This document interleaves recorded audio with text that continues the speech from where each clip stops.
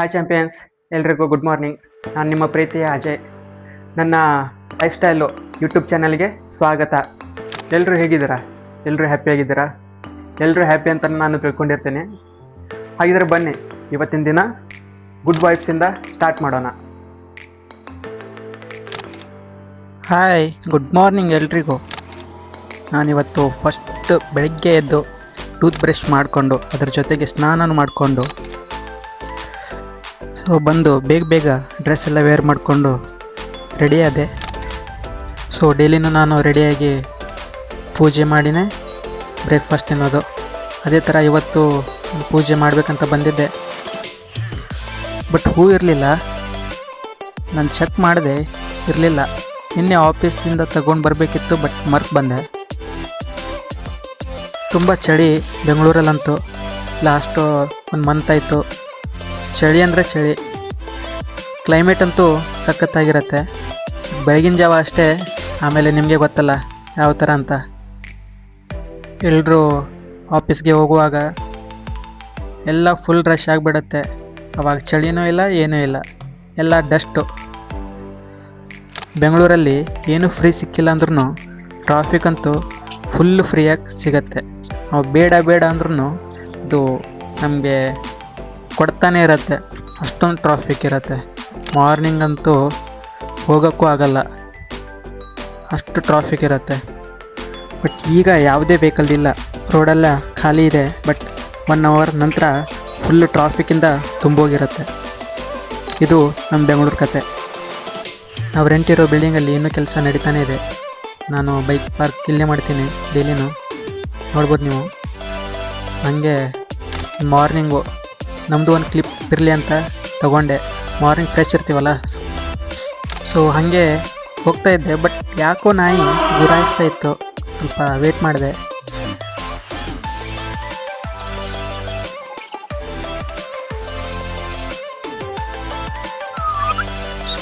ಈಗ ಹೂ ತರ್ಲಿಕ್ಕೆ ಬಂದೆ. ಡೈಲಿ ಏನು ನಾನು ತೊಗೊಳಲ್ಲ, 2 ಡೇಸಿಗೊಮ್ಮೆ ತೊಗೋತೀನಿ. ಅಷ್ಟಾಗತ್ತೆ ನಮಗೆಲ್ಲ.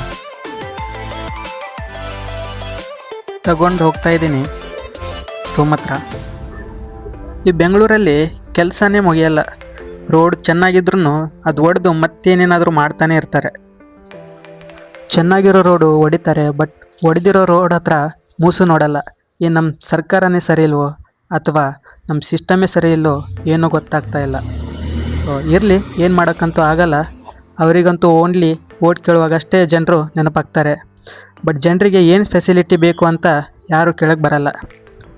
ಬಟ್ ನಾವು ಸ್ವಲ್ಪ ಅಲ್ಲ, ತುಂಬ ಥಿಂಕ್ ಮಾಡಿ ಓಟ್ ಕೊಡಬೇಕು. ನಮ್ಮ ಓಟು ನಮ್ಮ ಹಕ್ಕಾಗಿರತ್ತೆ. ಕಣ್ಮುಚ್ಚಿ ಕೊಟ್ಟರೆ ಇದೇ ಗತಿ.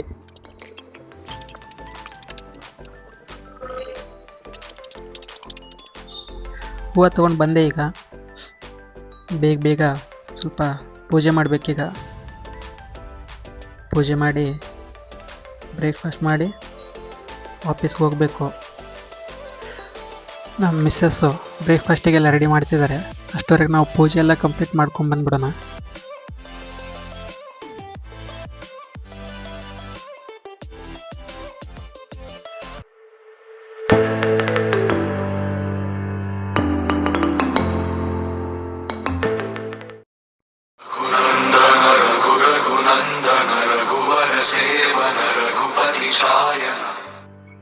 ಪೂಜೆ ಮುಗೀತು.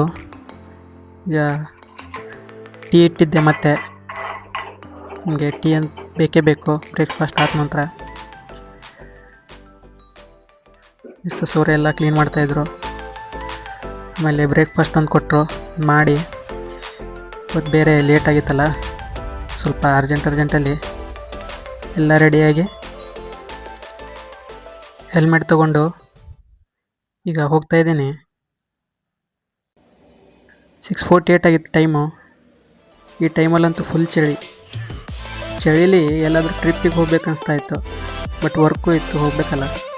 ಹಾಗೆ ಶೂಸ್ ಎಲ್ಲ ಹಾಕ್ಕೊಂಡು ರೆಡಿಯಾಗಿ ಹೋಗ್ತಾಯಿದ್ದೆ. ಆಮೇಲೆ ನಮ್ಮ ಮಿಸ್ಸಸ್ ಅವರು ಬಾಯ್ ಅಂತ ಹೇಳಿದರು. ಅವ್ರಿಗೆ ಬಾಯ್ ಮಾಡಿ ಕೆಳಗೆ ಬಂದೆ.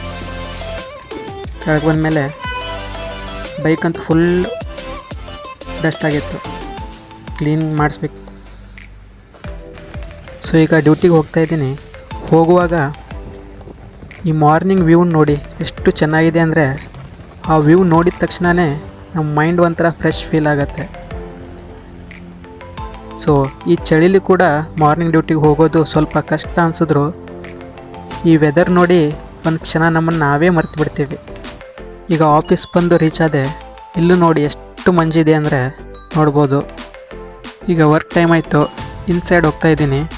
ಮತ್ತೆ ಸಿಗೋಣ ಗೈಸ್. ಅಷ್ಟವರೆಗೆ ಎಲ್ಲರೂ ಟೇಕ್ ಕೇರ್.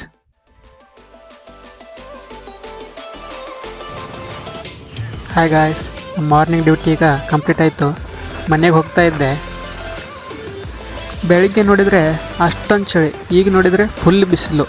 ಬೆಳಿಗ್ಗೆ ಜಾಕೆಟ್ ಬಿಡೋಕ್ಕಾಗಲ್ಲ, ಈಗ ಜಾಕೆಟ್ ಹಾಕ್ಕೊಳ್ಳೋಕ್ಕಾಗಲ್ಲ.